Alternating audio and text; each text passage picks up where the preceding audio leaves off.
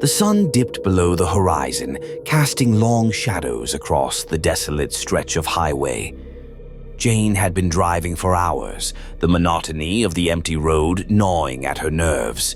Her GPS had long since lost signal, leaving her alone with only the thin beam of her headlights slicing through the growing darkness.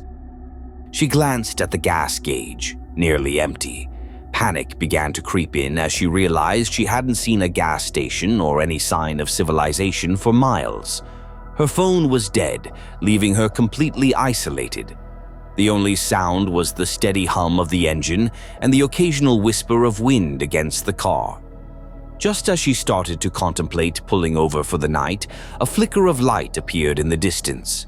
Relief washed over her as she saw the faint glow of a neon sign. The gas station was a relic of a bygone era, with peeling paint and a faded sign that looked like it hadn't been touched in decades. The diner beside it was equally run down, but the lights were on, and the sign above the door promised hot coffee. Jane pulled up to the pump, her car sputtering as it came to a stop. She stepped out into the chilly night, the air unnaturally still. As she fumbled with the gas pump, a strange feeling settled over her, an inexplicable sense of being watched. She glanced around, but the highway stretched into the darkness in both directions, empty and silent. Shaking off the unease, she finished filling up and headed towards the diner, the prospect of a hot meal and some warmth too tempting to resist. The bell above the door jingled as she stepped inside. The diner was empty, save for a single man seated at the counter, his back to her. The air inside was stale, as if the place hadn't seen a customer in years. The fluorescent lights buzzed faintly, casting a sickly yellow glow over the cracked linoleum floor. "Evening," she called out, trying to sound cheerful. The man at the counter didn't respond. Jane hesitated, then walked up to the counter and took a seat a few stools away from him. The silence stretched on uncomfortably, and she cleared her throat. "Is anyone here?" As if in response, the man slowly turned his head. His face was obscured by the shadow of his wide-brimmed hat, but Jane could see his eyes, black, empty voids that seemed to swallow the light. A chill ran down her spine as he smiled, a slow, eerie grin that didn't reach those hollow eyes. Before she could react, the door to the kitchen creaked open, and an elderly woman shuffled out, her face wrinkled and pale. She moved with a strange, jerky motion, like a marionette controlled by unseen strings. "Coffee?" the woman rasped, her voice brittle and hollow. Jane nodded, too unnerved to speak. The woman poured a cup of thick, black liquid, setting it in front of Jane with a trembling hand. The smell was foul, like something long dead, but Jane forced a smile. "Thanks." The man at the counter hadn't moved, his empty gaze fixed on her. Jane wrapped her hands around the mug, trying to steady her nerves. Something was deeply wrong with this place, but she couldn't just leave, not without knowing where she was or how far the next town might be. "Where exactly am I?" she asked, her voice barely above a whisper. The old woman's lips twitched, her eyes flicking to the man at the counter before she spoke. "You're at the edge of nowhere, dear, and there's no leaving once you're here." Jane's blood ran cold. She pushed the mug away, the coffee inside rippling with a dark, unnatural movement, as if something was alive within it. She shot to her feet, heart pounding in her chest. "I have to go," she stammered, backing towards the door. The man at the counter finally moved, his smile widening into something grotesque. "There's no way out," he said, his voice a low, echoing whisper.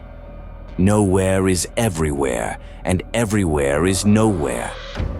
Jane bolted for the door, but as she flung it open, she froze in terror. The landscape outside had changed. The highway was gone, replaced by an endless expanse of barren desert, the sky above churning with dark clouds. The lights of the diner flickered, casting long shadows that danced eerily across the sand. She stumbled back inside only to find the diner now completely empty. The counter was covered in dust, the seats torn and decayed. The man and the old woman were gone, leaving behind an overwhelming silence. Jane spun around, her breath coming in short, panicked gasps. The walls of the diner seemed to close in on her, the air growing colder, heavier. She backed into a corner, sinking to the floor as the darkness pressed in from all sides. And then, just as suddenly as it had come, the darkness receded, and the diner was gone. Jane found herself standing alone in the desert, the vast emptiness stretching out endlessly in all directions. She was truly in the middle of nowhere, with no sign of the road, her car, or the diner that had lured her in. But in the distance, she could hear the faint jingle of a bell and the low hum of fluorescent lights, and she knew with a sinking dread that she was never getting out.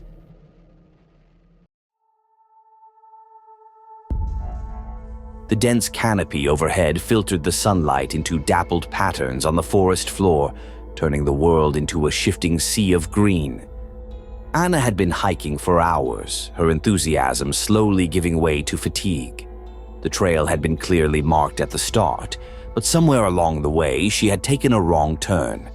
Now the familiar signs and well-trodden path were nowhere to be found. Her heart beat faster as the realization settled in. She was lost. The jungle was unlike anything Anna had ever experienced. It was thick and wild, with vines that seemed to reach out like fingers, and the air was heavy with the scent of damp earth and decaying leaves. The sounds of the forest were a constant, chaotic symphony, chirps, rustles, and the distant call of unknown creatures. She took out her map, but it was useless here. The landmarks she had been relying on were nowhere in sight, and the dense foliage blocked any view of the surrounding terrain. Her phone was out of service, the GPS struggling to find a signal deep within the jungle. Panic began to creep in as she turned in circles, trying to find any sign of the trail. But the jungle seemed to shift around her, every direction looking the same. The trees towered above, their twisted roots forming a tangled network that made walking difficult. Sweat trickled down her back, and she forced herself to take slow, deep breaths, trying to stay calm. She decided to head in the direction she thought she had come from, hoping to retrace her steps. But as she walked, the jungle grew denser, the underbrush thicker. It became harder to push through, the branches scratching at her skin, the vines snagging her clothes. The light was beginning to fade, the forest growing dimmer as the sun dipped lower in the sky. Anna knew she needed to find shelter before nightfall, but there was no clear spot to stop, no safe place to rest. The jungle seemed to close in around her, the trees standing like silent sentinels, watching her struggle. Then, as if the jungle had decided to taunt her, she stumbled upon a small clearing. In the center was a large, ancient-looking tree, its trunk gnarled and twisted, its roots sprawling out like the arms of some massive slumbering beast. There was something unsettling about the tree, but Anna was too tired to care. She decided to rest here, if only for a moment, before trying to find her way again. As she sat down, leaning against the tree's massive roots, she noticed something carved into the bark, symbols, strange and unfamiliar, spiraling up the trunk. They were worn and weathered, as if they had been there for centuries. A chill ran down her spine, but she shook it off, telling herself it was just her imagination playing tricks on her. The sounds of the jungle seemed to grow louder as the day waned, the rustling of leaves, the distant calls of animals. It all blended into a haunting melody that set Anna's nerves on edge. She felt a deep unease, a sense that she was being watched, but she saw nothing around her, only the thick jungle and the ancient tree. Night fell quickly in the jungle, the darkness absolute. The only light came from the faint glow of bioluminescent fungi scattered across the forest floor.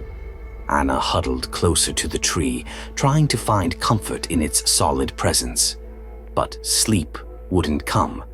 Every time she closed her eyes, she heard something. Soft footsteps, a low whisper, or the crack of a branch. She opened her eyes to find nothing but the impenetrable darkness of the jungle. Her fear grew, gnawing at her, making it hard to breathe. Then, as the night deepened, she saw it, a faint, glowing light flickering in the distance. It was barely visible through the thick underbrush, but it was there, moving slowly, steadily closer. Relief flooded through her. Someone was out there, someone who could help. She scrambled to her feet, calling out, "Hello? Is someone there?" The light paused, then began to move towards her.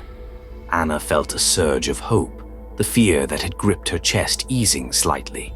She started walking towards the light, pushing through the dense foliage, her exhaustion forgotten. But as she got closer, something strange happened. The light didn't seem to belong to a flashlight or lantern. It was too soft, too otherworldly, like a floating orb of pale green light. Anna hesitated, her instincts screaming that something was wrong, but she was too desperate to care. She followed the light deeper into the jungle, her surroundings growing more unfamiliar, more alien. The trees became twisted, their branches hanging low, covered in thick, hanging moss that brushed against her skin like cold fingers. The sounds of the jungle faded, replaced by an eerie silence. The light led her to another clearing, smaller this time. In the center was a stone altar covered in the same strange symbols she had seen on the tree. The light hovered above the altar, casting an eerie glow over the scene. Anna's breath caught in her throat as she realized where she was. This was no ordinary part of the jungle. This was a place of ritual, of ancient practices long forgotten by the world. A low, rumbling voice echoed through the clearing, coming from everywhere and nowhere at once. "You have wandered where you do not belong." Anna spun around, trying to find the source of the voice, but there was no one there. The light above the altar pulsed, growing brighter, and the ground beneath her feet began to tremble. "You have been chosen," the voice continued, the words reverberating through her very bones. "You must leave this place, or you will become part of it." Terror gripped Anna, her heart pounding in her chest. She didn't know what to do, where to run. The jungle had become a maze, a trap with no exit. Then, just as suddenly as it had appeared, the light began to fade, the voice growing softer, more distant. "Follow the path, and you may find your way out, if you're worthy." The light flickered one last time, then vanished, plunging the clearing into darkness. Anna stood there, paralyzed with fear. But then, slowly, she noticed something, a faint, glowing trail on the ground, leading away from the altar and back into the jungle. With no other choice, she began to follow the trail, her heart pounding in her chest. The jungle seemed to close in around her, the trees whispering in a language she couldn't understand. But she kept moving, her only hope that this path would lead her out. As she walked, the trail grew brighter, the jungle slowly beginning to thin out. The sounds of the forest returned, and she could feel the cool night air on her skin. The oppressive weight that had been pressing down on her lifted, and she could see the faint glow of dawn on the horizon. Finally, after what felt like hours, she emerged from the jungle. The trail ended at the edge of a small clearing where the sun was just beginning to rise, casting a warm, golden light over the landscape. Anna collapsed to the ground, her body trembling with exhaustion and relief. She had made it out. She was safe. As she lay there, catching her breath, she heard footsteps approaching. She looked up to see a man standing at the edge of the clearing, his clothes torn and dirty, his face lined with exhaustion. "You made it," he said, his voice filled with relief. "I've been looking for you." Anna stared at him, confused. "Who are you?" The man smiled faintly. "Just someone who got lost, like you. But I found a way out. That trail, it only appears to those who are truly lost. It's the jungle's way of testing you, seeing if you're worthy to leave." Anna shuddered at the thought. What if I hadn't followed it? The man's expression darkened. Then you would have become part of the jungle, just like so many others who were lost before you. He extended a hand to help her up. "Come on, let's get out of here. There's a small town not far from here. We'll be safe there." Anna took his hand, her legs shaking as she stood. Together, they walked out of the clearing, leaving the jungle behind. As they moved away, she couldn't help but glance back one last time. The jungle stood silent and still, as if it had never been there at all. But Anna knew the truth. It was a place that tested the lost, a place that decided who would return and who would stay forever. And she had passed the test.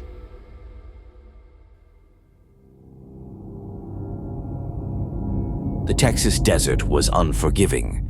Miles of endless, barren landscape stretched out in every direction, with nothing but scrub brush and the occasional tumbleweed to break the monotony. Sarah had been driving for hours, her eyes heavy with fatigue, the radio crackling with static. The sun hung low in the sky, casting an orange glow that made the desert seem even more alien and desolate. Her gas gauge was dangerously close to empty, and there hadn't been a sign of civilization for miles. She cursed herself for taking the back roads, trying to shave time off her trip. Now, as the daylight waned, she realized just how foolish that decision had been. The road ahead was a thin, cracked ribbon of asphalt, winding through the dusty landscape like a forgotten relic of a time when people actually traveled this way. The oppressive heat made the air shimmer, and Sarah squinted as she spotted something in the distance. A building, or at least the vague outline of one. As she got closer, the details became clearer. It was an old gas station, weathered and beaten by the elements, standing alone in the middle of nowhere. The sign above the pump read, "Last Stop," its letters faded and chipped, as if it had been waiting for her, just as lost and forgotten as she was. With a sigh of relief, Sarah pulled up to the pump, her car sputtering as it drained the last of its fuel. She got out, the dry, hot air hitting her like a wall. The gas station looked abandoned, no cars, no lights, and no movement. But the pumps were intact, and that was all that mattered. She grabbed the nozzle and started filling her tank, glancing nervously around. There was something unsettling about the place, a feeling that she couldn't quite shake. The silence was deafening, the only sound the dull thud of the gas flowing into her tank. As she finished, she noticed a small, dilapidated store attached to the station. The door hung slightly ajar, and she could see the faint glow of a light inside. She needed water, maybe something to eat, and against her better judgment, she decided to check it out. The door creaked as she pushed it open, the sound echoing in the stillness. Inside, the store was dimly lit, with rows of dusty shelves and a few scattered items. A single ceiling fan spun lazily, doing little to alleviate the oppressive heat. The air was thick with the smell of old wood and something else, something metallic and faintly sweet. "Hello?" she called out, her voice unnaturally loud in the quiet. No answer. Sarah moved further into the store, her footsteps muffled by the worn linoleum floor. The place looked like it hadn't seen a customer in years. The shelves were mostly empty, save for a few cans of food and some old, faded magazines. She was about to leave when she heard it.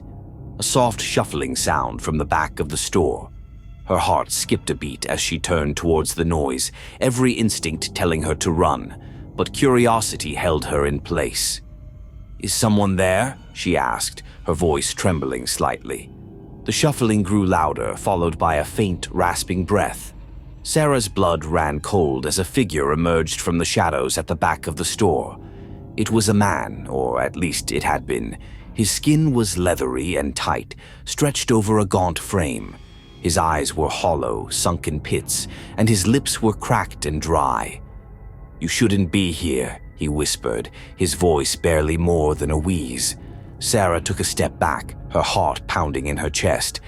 "I just needed gas," she stammered. "I didn't mean to." The man's gaze locked onto hers, and she froze. "Last stop," he said slowly, as if the words were foreign to him. "It's the last place you'll ever see." Sarah's breath caught in her throat as she turned and bolted for the door. She could hear the man's shuffling footsteps behind her, but she didn't dare look back. She burst out of the store, the hot desert air slapping her in the face. She jumped into her car, slamming the door shut and fumbling with the keys. Her hands shook as she finally got the engine started. As she sped away from the gas station, she glanced in the rearview mirror. The man was standing in the doorway, watching her go, his figure growing smaller and smaller until it was just a speck on the horizon. But the further she drove, the more a horrible realization began to creep over her. The road ahead didn't look right. The landscape was wrong, twisted somehow, as if the desert itself was shifting, changing. The sun, which had been setting just moments ago, was now high in the sky again, casting harsh shadows that danced along the cracked asphalt. Panic set in as Sarah realized she was driving in circles.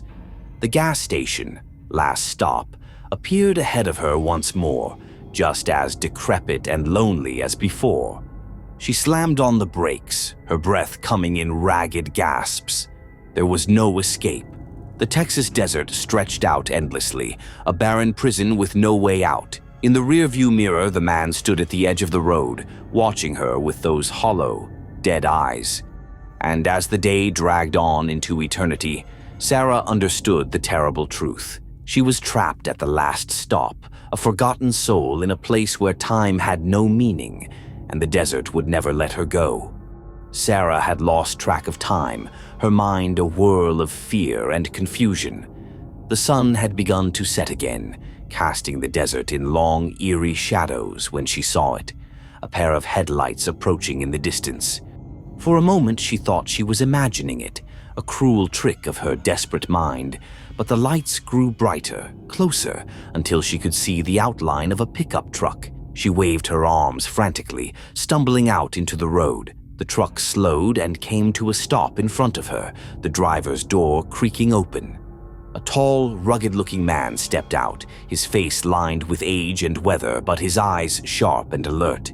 "You all right, miss?" he asked, his voice calm, almost soothing. I'm stuck," Sarah stammered, the words tumbling out of her in a rush. "I can't get away from this place. Every time I drive, I just end up back here." The man nodded slowly, as if he'd heard this all before. "You found yourself at the last stop," he said quietly. "Not many people do, but those who do, well, they don't usually make it out." Sarah's heart sank. "What do you mean?" The man looked around, his expression serious. "This place isn't on any map. It's a pocket of time, a dead zone where the world forgot to keep turning. It's been here for as long as I can remember, maybe longer. Some say it's cursed, others say it's just bad luck. But the truth is, once you're here, the desert holds you." Sarah felt a chill run down her spine. "So, how do we get out?" The man studied her for a moment before he spoke. "The only way out is with help from someone who's been here before and managed to escape. You can't do it alone. The desert won't let you. But if you follow me, I can show you the way." Sarah hesitated, fear still gnawing at her, but she saw something in the man's eyes, experience, wisdom, and a quiet determination. She nodded, her voice trembling. "Okay, I'll follow you." The man gave her a reassuring smile. "Good. Stay close, and whatever you do, don't look back." He climbed back into his truck, and Sarah quickly got into her car, her hands shaking as she gripped the steering wheel. The truck's taillights flickered on, and she followed as it pulled onto the road.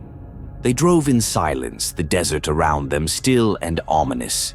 Sarah kept her eyes fixed on the truck, her heart pounding with every mile. The landscape outside began to shift, the sun dipping lower and lower until the sky was a deep, bruised purple. For what felt like hours, they drove, the road twisting and turning in ways that made no sense. Finally, after what felt like an eternity, the landscape began to change. Sarah let out a shaky breath, relief flooding her.